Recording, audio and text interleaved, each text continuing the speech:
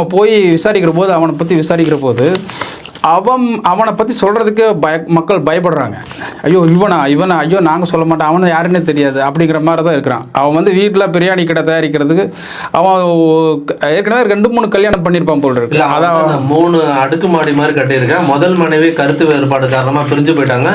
மீதம் இருக்கிற 2 மனைவிகளோட வாழ்ந்துகிட்டு இருக்கிறான். கீழே வந்து பிரியாணி போடுறான். இவன் வந்து இவனோட செயல்பாடுகள் பார்த்தீங்கன்னா டெய்லி வந்து 7 மணிக்கு மேலே அந்த அண்ணா யூனிவர்சிட்டிக்குள்ளே வந்து பின்வழி புறவாசல் வழியாக போய் எல்லாத்தையும் நோட்டமிடுறது இவனோட வேலையாக இருக்குது. இன்னைக்கு நேற்று இல்லை, கிட்டத்தட்ட ஒரு 10 ஆண்டு காலமாக இவன் இது இருந்துட்டு இருக்கிறான். அப்படிங்கிறதான் இவனோட இயல்பு. ஏன்னா வந்து ஈஸியாக வந்து படிக்கிற மாணவிகளும் சரி இல்லை மற்ற இதுவும் சரி கொஞ்சம் பயந்த சுபாவம் இருப்பாங்க. நமக்கு வந்து படிப்பில் பிரச்சனை வந்துடும், நாளைக்கு நம்ம ஃப்யூச்சர் பாதிக்கப்படும் அப்படிங்கிற ஒரு நிலைப்பாட்டில் இருக்கிறனால அதை வந்து இவன் வந்து சாதகமாக பயன்படுத்துறது தான் இவனோட திட்டமாக இருந்திருக்கு. அதன் அடிப்படையில் தான் இது வந்து இன்னைக்கு நேற்று இல்லை, நிறையா குற்ற